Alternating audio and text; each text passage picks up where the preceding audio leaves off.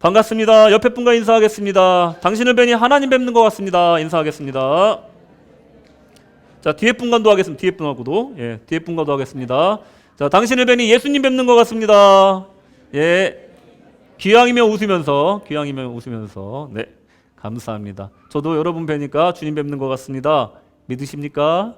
아멘. 예, 아멘. 믿으십니까? 아멘. 네, 오늘은 누가복음 시리즈 12번째 시간입니다. 벌써 12번째 시간이 됐습니다. 제목은 천국을 바라보며 하나님 나라를 살라란 제목입니다. 여러분, 오늘 본문을 보시면 많이 보신 본문이실 거예요. 예, 산상수훈, 마태복음 5장에 나와 있는 산상설교와 아주 유사한 본문입니다. 근데 큰 차이점이 있는데 산상설교는 굉장히 유명한 팔복의 내용을 담고 있고요. 또 오늘 누가복음에 나와 있는 이 6장에 나와 있는 이 부분은요, 사복과 사화가 담겨 있어요. 그러니까 4가지 복과 4가지 화가 담겨 있는 내용이에요. 엄연히 따지면 성경학적으로 보면 이 누가복음 6장은요, 산상수훈과 엄연히 다른 그런 구절입니다. 그래서 성경학자들은 평지설교다라고 부릅니다. 산이 아니라 평지에 서 있기 때문에 평지설교라고 부릅니다. 누가복음의 이 실천적이고 또 실질적인 특성을 가장 잘 나타내주는 구절이라고 볼 수가 있고요. 이 두 설교의 차이점은 산상설교가 이런 구조를 갖고 있지만 더 중요한 건 뭐냐면 4가지 화가 담겨 있다는 거예요. 왜 주님은 12사도를 확정하시고 사도들과 제자들이 이 땅에서 누리게 될 복과 화를 동시에 얘기를 하셨을까? 이것을 염두에 보시고 오늘 말씀 들으시면 은혜가 있을 줄로 믿습니다. 오늘을 사는 우리에게 주어지는 이 명확한 표준과도 같은 말씀을 보시면서 오늘 이 본문의 평지설교 묵상을 통해서 오늘 주어지는 하나님 말씀을 통해 우리의 삶을 비춰보시는 그런 복된 시간 되시기를 주님의 이름으로 축원합니다. 아멘. 첫째로 하나님 나라의 복을 받으라 라는 제목입니다. 오늘 본문을 통해서 우리가 받아야 할 것은 하나님의 나라의 복이에요. 오늘 본문의 구조를 잠깐 살펴보시면 대조적인 구조가 되어 있습니다. 그리고 아구가 딱딱 맞는 대꾸법으로 되어 있습니다. 무슨 말이냐면 만약에 A 하면 B가 보상으로 온다, 이런 구조로 오는 거예요. 한 번 더 누르세요. 예, 이렇게 됩니다. 만약에 A 하면 B 할 것이다 하는 이런 단순한 구조로 되어 있습니다. 우리가 이 땅에서 어떤 모습으로 살면 그에 따르는 보상이 이러저러 하다라는 구조예요. 아주 쉽죠. 이런 구조를 통해서 우리가 더 쉽게 이 말씀을 이해할 수 있는 겁니다. 예를 들어서 가난한 자의 복은 무엇이죠? 하나님 나라입니다. 20절에. 그럼 줄인 자의 복은 뭡니까? 배부름입니다. 21절에. 그럼 우는 자의 복은 뭔가요? 웃음입니다. 웃음. 21절에. 그리고 주님을 위해서 핍박받는 자의 복은 뭡니까? 마지막 날에 큰 상을 주신다는 겁니다. 아주 간단한 구조예요. 근데 이 법칙을 어긋나는 것이 딱 한 구절이 있는데 바로 여러분 발견하실지 모르겠지만 이 모든 법칙과 다르게 움직이는 한 구절이 있는데 바로 20절의 내용입니다. 생각해 보세요. 가난한 자의 복이 뭐가 돼야 됩니까? 원래 A는 B다라는 구조로 볼 때 가난한 자는 부자가 돼야 되죠. 그런데 20절을 보면요, 가난한 자는 하나님 나라가 너희 것이미요, 이렇게 얘기하고 있어요. 이 구조가 성립되기 위해서는요, 가난한 자가 복을 받는 게 맞는데, 부유해지는 게 맞는데, 이 등식이 성립되기 위해서는 이 가난이라는 조건과 또 복이라는 조건이, 이게 개념이 달라져야 되는 거예요. 우리가 생각하는 그 복과 우리가 생각하는 그 가난이라는 개념이 완전히 달라져야지만 이 등식이 성립이 되는 거예요. 이 개념이 똑같다라고 한다면, 세속적인 개념이라고 한다면 이것은 가난한 자는 부유해지는 걸 끝나야 되는 거죠. 그러면 이 주님이 말씀하시는 이 가난 그리고 복의 개념은 어떤 것인지 잠깐 살펴보겠습니다. 먼저 가난입니다. 가난. 단순히 물질적인 결핍 상태를 말하는 것이 아니겠죠. 당연히 우리 주님은 이 개념을 이해하기 위해서는 우리가 마태복음 5장에 언급되어 있는 심령이 가난함이라는 개념을 이해를 먼저 해야 됩니다. 마태복음 5장 3절 다 같이 읽겠습니다. 시작. 심령이 가난한 자는 복이 있나니 천국이 그들의 것이미요. 어떤 사람이 복이 있다고요? 심령이 가난한 사람이 복이 있대요. 그들에게 뭘 준다고요? 천국을 준답니다. 천국을. 이 심령이 가난한 상태는 무엇일까 한번 생각해 보십시오. 심령이 가난하다. 그냥 가난한 것도 아니고 심령이 가난한 거야. 하나님 없이는 내가 살 수 없다. 이 상태인 겁니다. 반대로 내가 하나님 없이도 살 수 있다. 내가 하나님의 도움 같은 거 필요 없다라고 말하는 사람은 부족한 게 하나도 없는 상태인 거예요. 그러니까 부유한 심령인 겁니다. 우리가 일반적으로 생각할 때 이 부유하다는 것이 제일 좋은 것 같지만 사실은 영적인 세계에서는 가난한 게 좋은 겁니다. 하나님이 할 일이 있어야 돼요. 우리 인생 속에 하나님이 할 일이 없다면 그 사람은 보기에는 부유해 보일지 몰라도 그 인생이 화라는 겁니다. 여러분, 이 상태를 생각해 보세요. 하나님 밖에는 우리가 도움이 없다. 하나님 없이는 난 살 수가 없다. 이 상태를 갖고 있는 사람은 하나님께서 그와 함께 하신다는 겁니다. 여러분, 예를 들어서 살기 위해서 필사적으로 울고 있는 버려진 갓난 아이를 생각해 보십시오. 만약에 누군가의 집 앞에 버려진 아이가 살기 위해서 필사적으로 울고 있다고 생각을 해보세요. 이 아이는요, 누군가의 도움이 필요한 상태예요. 누구보다 결핍된 상태이고 빨리 도와주지 않으면 세상의 그 질고 속에서 그 목숨을 잃을 수도 있는 절체절명의 상태인 거예요. 그러니 울 수밖에 없는 겁니다. 목청을 다해서 울 수밖에 없는 거예요. 아기가 울지 않는다는 건요, 건강하지 못한 거예요. 아기가 울지 않는다는 것은요, 이미 포기했다는 거예요. 아기가 살려주세요, 살려주세요 하는 말과 같이 들리는 그 울음소리로 울고 있는 상태가 바로 이 심령이 가난한 상태라는 겁니다. 모든 것을 갖추고 있는 사람은 간절하게 도움을 구할 필요가 없습니다. 반면에 지금이라도 원수의 공격에 맥없이 쓰러질 수밖에 없는 약한 존재만이 하나님이 필요하다는 겁니다. 인생에 있어서 아무런 소망이 없는 상황을 경험한 사람이라면 이 심령이 가난하다는 것이 무슨 의미인지 아실 겁니다. 가난하다는 것은 이렇게 영적인 결핍을 의미하는 것이고 영적인 무능한 상태를 말하는 거예요. 그러면 이어서 복이란 무엇일까? 복이란.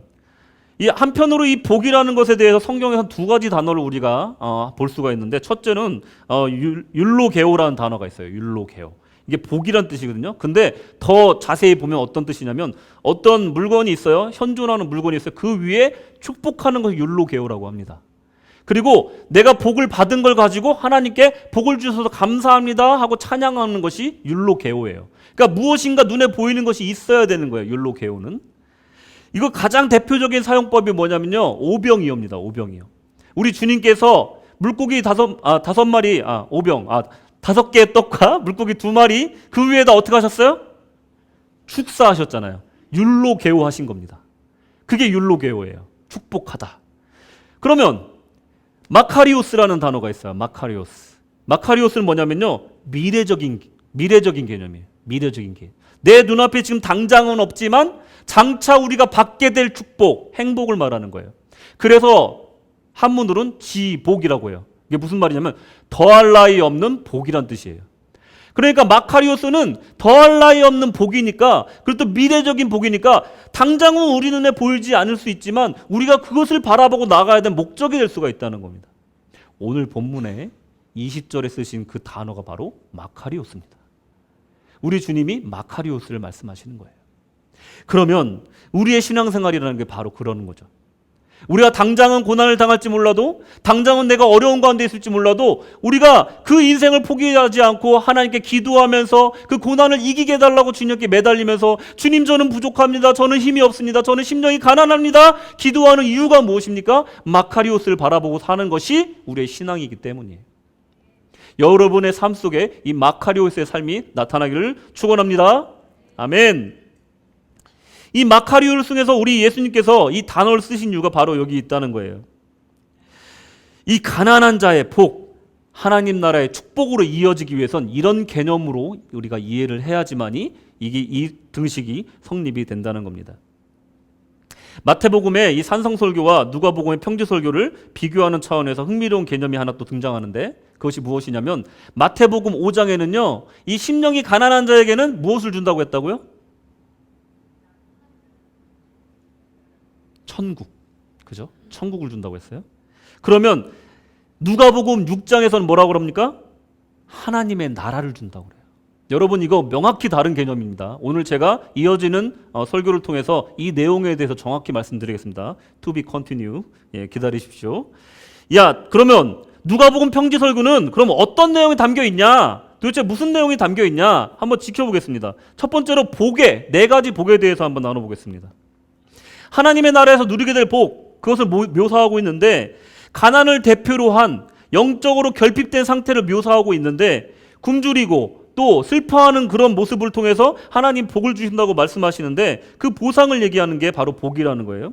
하나님의 나라에 이르는 사람은 심령이 가난한 사람인데 그들은 배부르게 되고 눈물을 닦고 웃게 되며 주를 위해 핍박받는 자들은 큰 상을 받을 것이다 라고 복을 얘기하고 있는 거예요. 여러분들 제가 아까도 말씀드렸지만 세속의 복은요 단순히 배고픈 사람 그냥 배부르게 하면 됩니다. 그게 복이에요. 또 슬픈 사람은 그냥 위로받으면 됩니다. 근데 이 핍박받는 사람도 마찬가지로 그냥 그 억울함을 이겨내고 명성을 되찾으면 되는 거예요. 그 핍박에서 벗어나면 되는 겁니다. 자유를 받으면 돼요. 하나님의 나라의 복은 이거랑 좀 다르죠. 이 모든 것들을 포함하고 플러스 알파 구원을 받고 하늘나라를 큰 상을 받는다는 겁니다. 할렐루야. 이것이 바로 마카리오스라는 거예요. 이게 바로 우리 주님이 말하는 복이라는 겁니다. 단순히 그냥 복이 아니라 지복을 말하는 거예요. 하나님의 복은요 플러스 알파라는 거예요. 그거보다 더 큰 걸 주신다는 겁니다. 우리 주님이 이 지복을 주시기 위해 이 땅에 오셨음을 믿으시기 바랍니다. 우리가 추구하는 복이 무엇인지 한번 생각해 보십시오. 내가 오늘 받기 원하는 가장 큰 복이 무엇인지 한번 생각해 보십시오. 내가 뭘 받고 싶습니까? 뭐라 들렸는데 네? 잘 안 들려요. 네? 천국 입성. 할렐루야. 네. 지복을 원하시네요. 지복을 원하시네요. 여러분들이 혹시 갖고 계시는 어떤 욕망이나 소망이 무엇입니까? 그것을 한번 생각해 보십시오.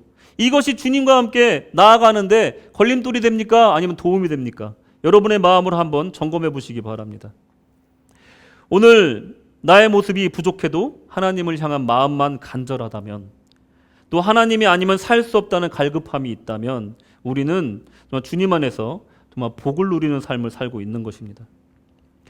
또 오늘 우리 삶이 초라하게 보일지 모르고 다른 사람 평가에 의하면 그렇게 내세울 곳이 없는 삶일지도 모르겠지만 주님 보시기에 우리가 주님을 향한 간절함이 있고 갈급함이 있다면 우리의 삶은 심령이 가난한 삶이 된다는 거예요. 그런 사람들에게 우리 주님이 말씀하십니다. 하나님의 나라가 너희 것입니다. 여러분 이런 삶을 누리시는 복된 성도님들 되시기를 축복합니다. 두 번째로 지금 바로 예수님을 만지려는 사람들. 오늘 본문은 12사도를 확정하고 그 사도들과 제자들에게 어떤 삶이 복된 삶이고 어떤 삶이 화를 받는 삶인지 설명해 준 장면이라고 제가 말씀을 드렸어요. 오늘 본문에서 주님의 말씀을 듣고 있는 사람들은 사도, 12사도 그리고 제자들 그 외에 수많은 사람들이라고 기록되어 있습니다. 그러니까 그 예수님께서 주로 말씀하시는 대상자들은 12사도고 제자였지만 그 외에 옆에서 듣고 있는 많은 사람들이 있었다라는 거예요. 19절에 보시면 온 무리가 예수를 만지려고 힘쓰니 이는 능력이 예수께로부터 나와서 모든 사람을 낫게 함이러라. 사람들이 모여들었어요. 예수님을 에워싸고 막 밀고 하면서 난리가 난 거예요. 그런데 이들이 모인 목적이 무엇인지에 대해서 19절에 나오고 있습니다. 예수님의 능력 때문에 모인 거예요. 나음을 받기 위해서 주님께 나온 겁니다. 여러 가지 해석이 있을 수 있어요. 이 상황에 대해서. 성경학자들은 여러 관점으로 이 구절을 해석을 합니다. 예수님을 만지려고 힘쓰는 사람들에 대한 구절. 좀처럼 제가 이 구절에 눈을 뗄 수 없었던 이유는 무엇인가 영상이 제 머릿속에서 떠올랐어요. 그건 뭐냐면 그들의 욕망에 찬 모습이 제 눈에 싹 스쳐갔습니다. 세상에서 욕망에 휩싸여서 성공을 위해서 불나방처럼 돌진하는 사람들을 보는 것처럼 아주 섬뜩한 모습이 제 머릿속에 스쳐갔습니다. 이 구절을 읽으면서. 영적인 수단을 육적인 욕망을 위해서 악용하는 사람들이야말로 무서운 사람들이라는 거예요. 19절의 사람들은 오직 예수님의 권능과 기적에만 관심이 있었던 사람들입니다. 만약에 예수님이 이적과 기사를 행하지 않았다면 전혀 관심도 갖지 않았을 사람들이 그 중에 굉장히 많이 있었을 거라고 예상을 합니다. 그런데도 불구하고 인내하신 주님께서는 이들을 불쌍히 여기시고 고쳐주셨어요. 진정으로 주님이 정말 이들을 고쳐주는 것도 주님이 원하시는 일이었지만 진정으로 주님이 이루시고자 했고 가르치시고자 했고 전하고 싶으셨던 건 바로 하나님 나라를 이 땅 위에 이루며 살라라는 정말 천국 복음이었다는 것을 여러분들 기억하시기 바랍니다.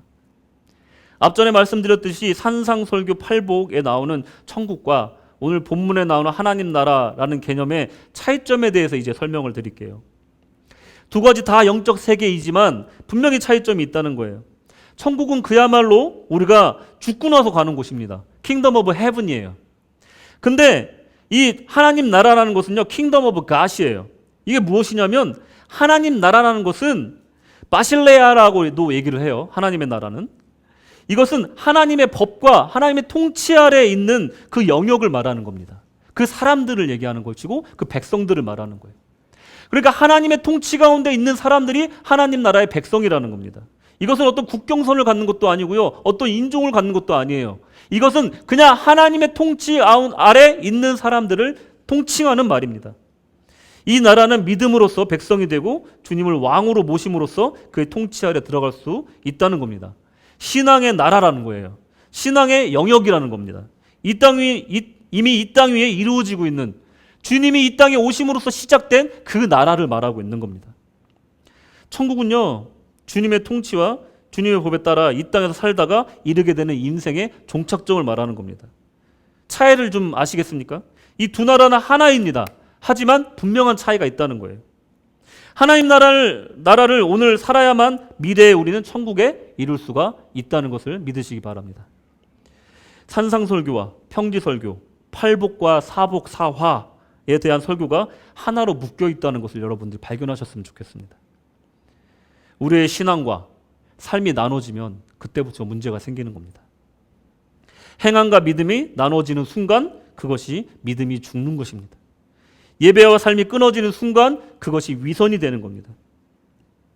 우리 주님께서는 모세를 통해서도 이런 개념에 대해서 말씀해 주셨는데 민수기서 11장 29절에 보면은 모세를 시기하는 사람들에게 모세가 이렇게 얘기를 합니다. 모세가 그에게 이르되 내가 나를 두고 시기하느냐? 여호와께서 그의 영을 그의 모든 백성에게 주사 다 선지자 되게 하시기를 원하노라. 구약 성경에 나와 있는 구절입니다. 구약 성경에 하나님께서 그 백성들을 향해서 하신 말씀이에요. 모두가 하나님의 영을 받아서 모두가 선지자 되길 원한다라고 이미 오래전부터 주님께서 우리 백성들에게 말씀하고 계셨던 거예요. 모세뿐만 아니라 모든 사람이 모세와 같이 주님과 친구가 되기를 원하시는 게 하나님의 진정한 뜻이라는 거예요. 매일매일 주님 안에서 성령에 충만하여서 주님 뜻대로 살아가길 원해서 그 삶 가운데 하나님 나라가 임하기를 원하는 것이 하나님의 뜻이었다는 것이 오래전부터 선포되어 왔다는 겁니다. 여러분, 여러분의 삶 속에서 여러분의 신앙 성장의 목표가 어디까지십니까? 어떤 분들은 너무 순종하고 너무 헌신하면 목회자가 될까 봐 겁나시는 분들도 있을 거예요. 네, 농담 반 진담 반. 내가 너무 열심히 하면 안 되지? 내가 너무 헌신하면 안 되지? 이러다가 목회자 되지? 이렇게 걱정하시는 분들이 있을 거예요. 절대 걱정하지 마십시오. 제가 해보니까요, 목회자의 소명이 따로 있고요, 여러분의 소명이 따로 있습니다. 이것은요, 높낮이의 문제가 아니에요. 목사, 정교, 부교, 평신도 이렇게 된 게 아니에요. 신앙생활은요. 신앙생활은요, 동심원입니다. 동심원. 무슨 말이냐면 그거 보여주시겠어요? 예수님을 중심으로 해서 예수님께 가장 헌신되고 가까이 간 사람을 사도라고 말하고 예수님께 배우는 자들을 제자라고 말하고 그리고 주님을 따르는 자들을 백성이라고 말하는 거예요. 그러니까 높낮이가 있는 것이 아니라 주님께 얼마나 가까이 하느냐의 그 차이점이 있는 거예요. 그러니 누구나 주님 안에 사도가 될 수 있고 누구나 주님 안에 가장 신령한 사람이 될 수가 있다라는 겁니다. 여러분 저를 보세요. 제가 어디 존경할 부분이 있습니까? 제가 막 존경스러워가지고 여러분들 막 따르고 싶은 그런 모습이 저에게 있어요? 있으세요? 아유, 감사합니다. 저는 없다고 생각하거든요.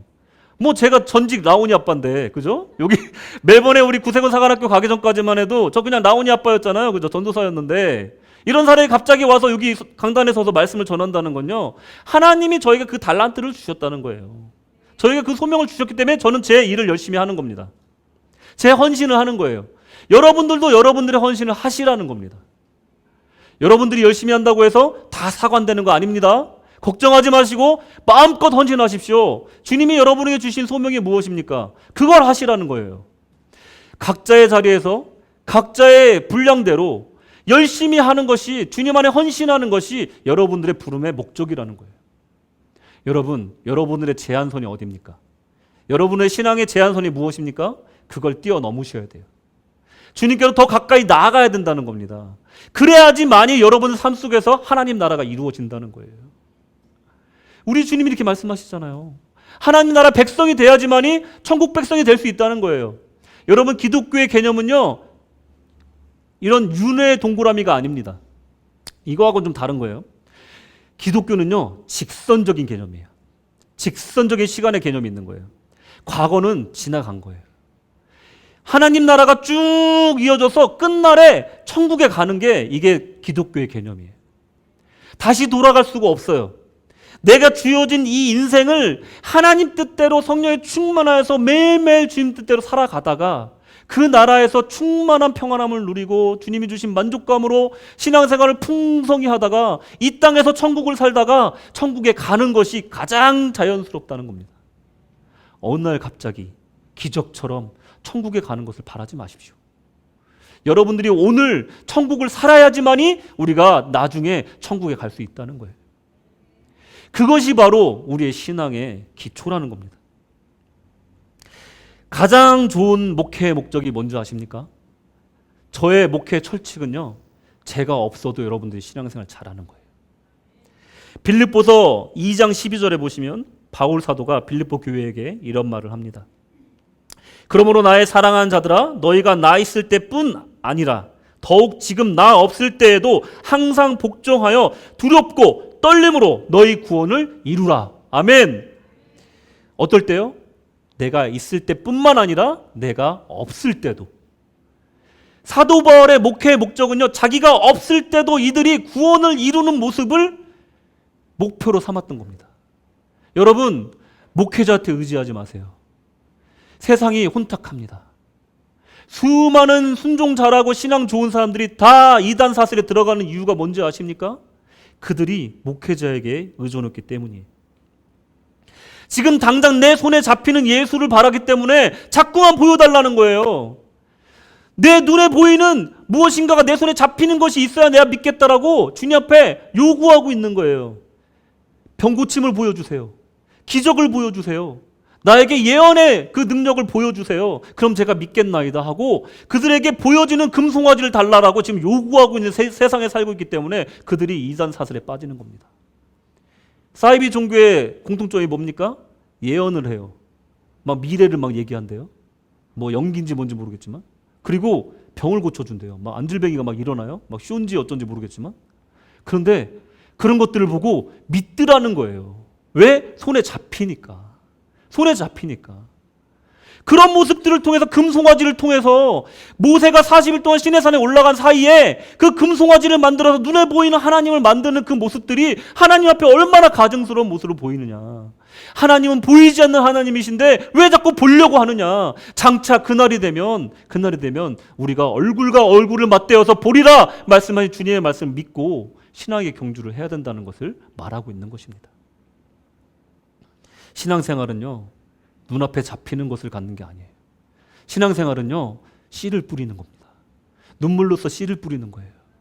당장 열매를 달라고 하는 게 아니라 눈물로써 씨를 뿌리고 내 신앙에 싹이 나고 줄기가 나고 그 안에서 병충해와 온갖 천재지변을 이겨가면서 그 나무가 자라서 그 가지가 넓어지고 잎사귀가 많아져서 이제는 나를 잡아먹으려 했던 그 새들이 내 가지 가운데 깃들이고 그리고 내 가지 가운데 사람들이 와서 그늘 아래서 쉬게끔 하는 그런 모습이 되어야지만이 우리가 신앙에 또 열매를 맺었다라고 말할 수가 있는 겁니다. 우리가 지금 모습은 겨자씨와 같이 작아 보일지 몰라도 사람들이 우리의 모습을 보고 정말 부족하게 볼지 몰라도 우리 주님은 지금도 우리를 심으시고 그 안에 물을 주시고 우리를 보호하시는 줄 믿으시기 바랍니다. 여러분의 신앙의 경주를 멈추지 마십시오. 여러분의 신앙의 성장을 제한을 두지 마십시오. 주님께 더 가까이 나아갈수록 여러분의 영적인 풍요는 넘쳐난다는 것을 여러분은 스스로 체험해 보시기 바랍니다. 금송아지의 유혹에서 절대로 빠지지 마시기 바랍니다. 지금 한국교회가 너무도 힘듭니다. 이단 사슬들이 얼마나 사람들을 미혹해하고 얼마나 괴롭히고 그들을 죄에 빠지고 있는지, 여러분들, 그들이 사이비 종교가 있었던 건 옛날부터 있었지만 지금은 더 어려운 게 뭐냐면 사람들의 댓글을 봐요. 보면요, 저거는 우리 교회 아니에요, 저거는 정통 기독교 아닙니다, 이렇게 댓글을 올리면요, 뭐가 달라 이렇게 올립니다. 이런 시대를 우리가 살고 있어요. 눈에 보이는 것을 우리가 찾다 보니까 이런 일까지 벌어지게 되는 거예요. 여러분, 우리 정신 차려야 됩니다. 우리 주님 바라보고 신앙생활해야 돼요. 사람 보지 마십시오. 어느 큰 교회 목사님을 어떤 성도님들은 신이나 다름없는 분이야 라고 칭송을 하더라고요. 이게 잘 되고 있는 교회입니까? 사람이 신과 같은 사람이라고 그냥 자신 있게 말하는 교회가 그게 잘 되고 있는 교회냐 말이에요. 우리 하나님만이 높임 받아야 되는 이 교회에서 우리 담임 목사님 신과 같은 분이에요 라고 말하는 그 교회가 잘 되는 교회냐, 그것을 한번 생각해 봐야 된다는 겁니다. 이 교회는요, 그 누구의 이름도 남으면 안 됩니다. 이 제단 앞에는요, 그 누구의 사람의 이름도 남으면 안 돼요. 오직 여호와 하나님의 이름만 있어야 될 줄로 믿습니다. 아멘. 우리는 그걸 지키고 나가야 됩니다. 우리는 그걸 지키고 나가야 돼요. 세상이 어떻게 되든지 간에 우리는 그걸 지켜야 합니다. 우리가 우리 신앙생활을 얘기할 때 항상 믿음으로 구원받는다고 하니까 우리의 행하는 것, 우리의 삶이 너무 약화되는 경향이 있습니다. 사도 바울은요, 이렇게 얘기를 해요. 로마서 2장 5절 10절에 보시면, 다만 내 고집과 회개하지 아니한 마음을 따라 진노의 날 곧 하나님의 의로우신 심판이 나타나는 그날에 이 말 진노를 내가 쌓는도다. 하나님께서 각 사람에게 그 행한 대로 보응하시되 참고 선을 행하여 영광과 존귀와 썩지 아니함을 구하는 자에게는 영생으로 하시고, 오직 당을 지어 진리를 따르지 아니하고 불의를 따르는 자에게는 진노와 분노로 하시리라. 악을 행하는 각 사람의 영에는 환난과 공고가 있으리니 먼저 유대인에게요 그리고 헬라인에게며, 선을 행하는 각 사람에게는 영광과 존귀와 평강이 있으리니 먼저 유대인에게요 그리고 헬라인에게라. 뭐라고 말씀하십니까? 예수 믿고 구원받는 거 그냥 깔고 가는 거예요.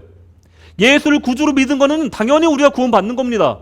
그 이름의 능력에 의지해서 우리 구원받는 거예요. 근데 뭘로 판단하신다고요? 각 사람의 그 행한 대로 보응하시되. 영적으로 산 사람은 영적으로 보응을 받는 거고, 육적으로 산 사람은 육적으로 보응을 받는 거예요. 영적으로 산 사람은 복을 받는 것이고, 육적으로 산 사람은 화를 받는 겁니다. 그러니 그 말씀이 오늘 평지설교의 말씀인 거예요. 간단한 말씀입니다. 그러니 우리가 믿는다 하면서 우리 삶 속에서 그 믿음이 나타나지 않고 하나님 나라가 나타나지 않는다는 것은 어딘가 우리가 스톱되어 있어서 어딘가에 맺혀 있다면 여러분들 신앙을 오늘 점검해 보셔야 된다. 성장하지 않고 그 자리에 머물러 있다면요, 여러분들, 그리고 또 우리가 과거에 열정적으로 믿었던 그 시기만 자꾸 상기시키고 그 추억만을 즐기고 있다면 여러분, 지금 여러분들의 신앙을 다시 한번 점검해 보셔야 돼요. 지금이 어떠냐 말이에요. 지금 과거의 믿음 누구는 안 좋았습니까? 왕년에 다 믿음 좋았잖아요. 지금 내 믿음이 어떠냐 이거예요. 내 내면이 지금 어떠냐 이거예요. 겉보기에는 믿음 생활을 오래 해서 좋아 보일지 몰라도 내 안에서 썩어가고 있으면 그게 구원으로 가는 길이냐 이겁니다. 여러분들 신앙을 지금 점검해 보셔야 돼요. 나는 하나님 나라를 지금 내 마음속에 건설하고 있는가? 임하고 있는가? 내가 지금 천국으로 가고 있는가? 결론입니다. 오늘 누가복음에 기록된 우리 주님의 평지설교는 마치 둘 중에 하나를 선택하라는 선택지와도 같아요. 복과 화입니다. 복 받을 거냐, 화를 받을 거냐, 선택해라. 이렇게 얘기하고 계세요. 근데 어렵지 않습니다. 복 받는 법이 그렇게 어려운 걸 제시하지 않아요. 막 도덕적으로 완벽한 사람이 되어라, 아니면 엄청난 고행을 치러라, 이것도 아니에요. 심령이 가난하면 된다. 주님 앞에 울라. 주님 앞에 너의 주림을 고백하라. 너의 결핍을 주님 앞에 고백하라.